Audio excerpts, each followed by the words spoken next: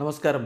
Raf talk ഫുട്ബോളിലേക്ക് അവർക്കും സ്വാഗതം. ഇറ്റാലിയൻ സീരിയയിൽ ചരിത്രത്തിലേക്ക് നടന്നു കയറുകയാണ് പൗലോ ഡിബാല. അർജന്റീൻ മഹാരഥന്മാരുടെ ലിസ്റ്റിലേക്ക് ഗോളടിയുടെ കാര്യത്തിൽ അദ്ദേഹം ഉയർന്നിരിക്കുന്നു.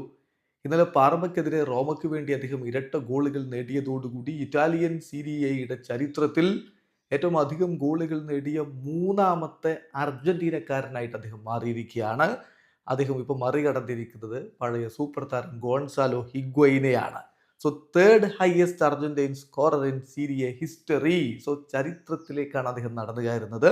127 ഗോളുകളായിരിക്കുന്നു ഇപ്പോൾ പൗലോ ഡിബാലക്ക്.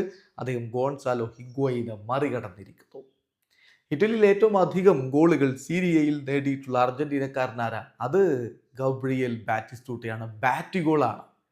എന്തൊരു ഇമ്പാക്റ്റ് ആയിരുന്നു അദ്ദേഹം ഒരു കാലഘട്ടത്തിൽ യൂറോപ്യൻ ഫുട്ബോളിൽ ഉണ്ടാക്കിയത്. ഏതായാലും സീരിയയിൽ അദ്ദേഹം 183 ഗോളുകളുമായിട്ട് അർജന്റീൻ ടോപ്പ് സ്കോറർമാരുടെ ലിസ്റ്റിൽ ഒന്നാം സ്ഥാനത്താണ്.